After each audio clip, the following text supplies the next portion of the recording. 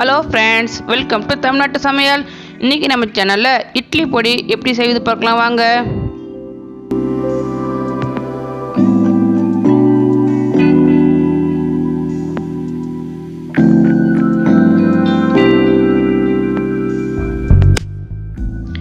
ஒரு கப் உளுந்து பருப்பு எடுத்துக்கலாம். அரை கப் கடலைப்பருப்பு, 15-20 காஞ்ச மிளகாய் எடுத்துருக்கேன். ஒரு ஸ்பூன் வெள்ளை எள்ளு, 2 ஸ்பூன் பொட்டுக்கடலை, ஒரு முழு பூண்டு தோலோடு நசுக்கி எடுத்துருக்கேன். இதேமாரி எடுத்துக்கலாம்.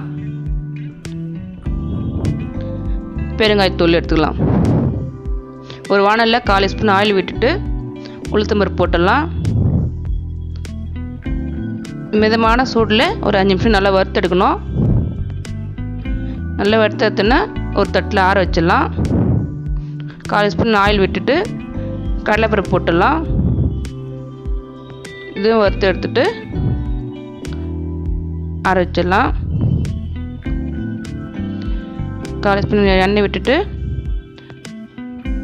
எள்ளையும் லைட்டாக வறுத்துட்டு அது கூட பொட்டுக்கடலையும் போட்டுடலாம்.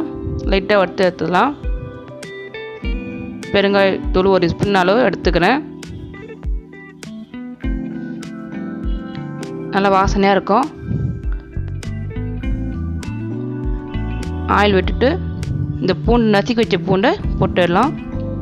ஈரப்பதம் போகும். நல்லா வாசனையாக இருக்கும், டேஸ்ட்டாக இருக்கும். மிளகா போட்டுடலாம். காஞ்ச மிளகா அடுப்பு ஆஃப் பண்ணிடலாம். இந்த சூட்டில் இந்த காஞ்ச மிளகா வறுத்து எடுத்துடலாம். ஆறினப்புறம் ஒரு மிக்ஸி ஜாரில் போட்டு காஞ்ச மிளகா போட்டுலாம். தேவையான உப்பு சேர்த்துடலாம். இதுமாரி குறை அரைச்சிக்கலாம். நீங்கள் வேணுன்னா உங்களுக்கு வேணால் நைஸாக வேணால் இன்னும் கொஞ்சம் அரைச்சி எடுத்துக்கலாம். எண்ணெய் விட்டு இட்லிக்கு தோசைக்கு எல்லாம் செட் ஆகும். இது வந்து 1 மாதம் கூட கெடாமல் இருக்கும். ஒரு டப்பாவில் போட்டு மூடி வச்சிடலாம்.